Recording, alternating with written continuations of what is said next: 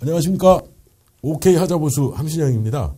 이번에는 하자보수를 진행하는데 입주민에게 실질적인 내용들을 설명드리겠습니다. 하자보수 회사의 실상. 시중에 하자보수 회사가 많은데요. 많은 분들이 하자보수 회사가 어떤 자격이 있어야 하는 것으로 잘못 알고 있습니다. 단적인 예가 전문 건설 면허나 시설물 유지 관리 면허가 있는 회사에서 하자보수를 해야 한다고 하는 부분인데요. 이를테면 면허가 없는 업체는 무자격 업체다. 공사를 날림으로 한다. 공사 견적이 낮은 업체는 문제가 있는 회사다. 라고 하면서 심지어 인터넷에서 면허를 확인해 볼 수 있는 방법까지 알려주면서 영업하는 식입니다. 이 부분은 사실이 아닙니다. 정확히 말하면 하자보증금 청구나 공사에 어떤 자격 제한이 있는 건 아니고 보험사에서 공사면허 업체가 발행한 견적서가 필요한 경우가 아주 가끔 있는데 이 부분을 마치 어떤 자격이 필요한 것처럼 포장해서 영업적으로 이용하는 부분입니다. 실상을 모르는 입주민한테 이런 영업 멘트가 소위 먹히다 보니 건설 면허를 빌려서 영업하는 업체나 개인 사업자가 많이 생겨나고 있습니다.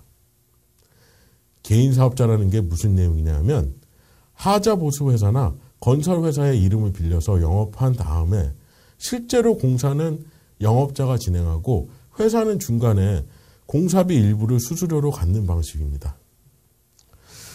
이렇다 보니 건설 면허를 강조하기 위하여 지명원이라는 서류를 두껍게 만들어서 가지고 다니면서 경쟁적으로 영업하는 것을 볼 수 있습니다. 만약 주택 하자보수 자격을 법이나 제도적으로 제한하게 되면 소비자의 선택의 폭을 제한하는 것이 되고 공정 경쟁이라는 시장 원리에도 맞지 않는 상황입니다.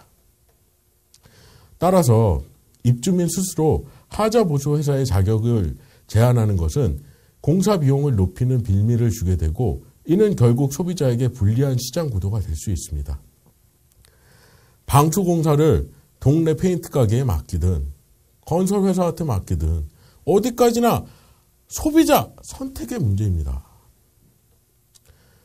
최근에 하자보수 회사에 맡기지 않고 입주민이 직접 보증금을 청구하는 자체적으로 공사하는 사례가 늘고 있는 추세입니다. 하자보수 간접비용. 하자보수를 하려면 하자보증금을 찾는 것이 1차적인 일이고 그 다음에 공사 관련 부분이 됩니다. 우선 돈을 찾아야 공사를 할 수 있으니까요. 아직까지는 입주민이 직접 보증금을 찾아서 공사하는 경우는 일부이고요. 대부분 하자보수 회사에서 이를 대행해주고 공사를 맡는 방식입니다. 행정은 무료로 해준다고 하나 하자보증금 청구와 실제 공사하고는 업무 내용이 다르기 때문에 공사 견적에 이 비용이 포함될 수밖에 없습니다. 이처럼 공사 직접비가 아닌 걸로 나타나지 않는 간접 비용으로 영업수당, 하자보수 청구 비용, 기타 비용 같은 것을 생각해 볼 수 있습니다. 하자보수 특성상 전체 공사비에서 간접비 비중이 높다 보니 예산이 부족하여 공사 내용을 줄이거나 공사 품질을 낮춰야 하는 경우가 있을 수 있기 때문에 주택의 상황에 맞게 적절히 대처해야 하는 부분이 있을 수 있습니다. 하자보수 공사 인력. 그렇다면 본질적인 부분인 공사 가격과 품질적인 면을 보겠습니다. 실제 시장에서 이루어지는 공사 방식을 알면 어느 정도 가격이나 품질을 들여다볼 수 있는데요.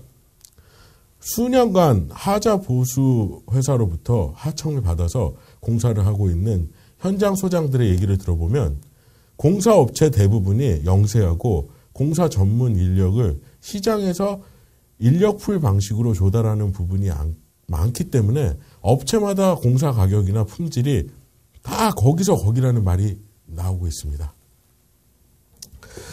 다시 말해 직영공사하는 회사도 극히 일부인데다가 현장 한 개 팀이 한 달에 소화할 수 있는 현장이 빌라 기준으로 5동에서 6동 정도이기 때문에 회사 입장에서 공사가 많다고 해서 그때마다 직원을 채용할 수 없는 실정이고 외부에 하청을 줄 수밖에 없다는 얘기입니다. 실상이 이렇기 때문에 소비자 입장에서는 공사 방식을 따지기보다는 오히려 공사 견적이나 계약 내용을 잘 따져보는 것이 어떤 의미에서는 더 현실적일 수 있다는 생각이 드는 대목입니다. 공사 가격, 품질, AS, 애프터 서비스. 다음은 하자 보수에서 실질적인 세 가지가 가격하고 품질, AS, 애프터 서비스인데요. 공사 가격적인 부분을 따지려면 가급적 중간에 영업을 통하지 않고 입주민이 직접 회사를 알아보는 것이 더 유리하다고 할 수 있겠습니다. 하자보수 영업이 대부분 프리랜서 형태로 되어 있고 중간에 공사비를 일정 비율을 수당으로 가져가는 구조이기 때문에 입주민이 편리한 부분이 있겠지만 비용이 높아진다는 단점이 있습니다. 공사의 품질적인 면을 따지려면 입주민이 어느 정도 공사 관련 지식이 있어야 하고 현장 확인이 필요할 수도 있는 상황이기 때문에 어려운 점이 있다는 거죠. 품질은 가격과 밀접하기 때문에 견적이 있는 자재 수량이나 투입 인력, 공사 기간 같은 것을 여러 업체와 비교해서 따져보는 것이 현실적인 방법이 될 수 있겠습니다.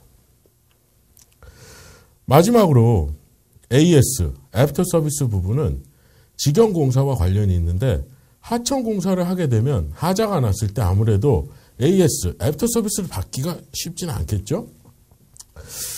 직영공사를 중요하게 생각하는 소비자의 경우는 그 회사를 직접 방문해서 판단하는 것도 필요할 수 있겠습니다.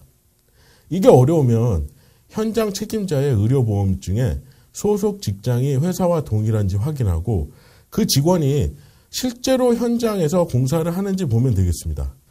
하자 보수 회사 선택 과정. 마지막으로 입주민의 내부적인 상황인데요.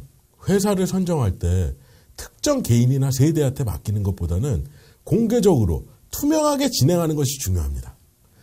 공사가 잘못되어 나중에 문제가 생길 때 업체를 소개하거나 주도적으로 선정한 사람이 책임을 져야 하는 것처럼 생각할 수 있지만 공동 책임이 되는 부분이 있기 때문에 일이 터진 다음에 남에게 책임을 묻는 것보다는 관심을 갖고 협력하는 자세가 필요하다고 할 수 있겠습니다.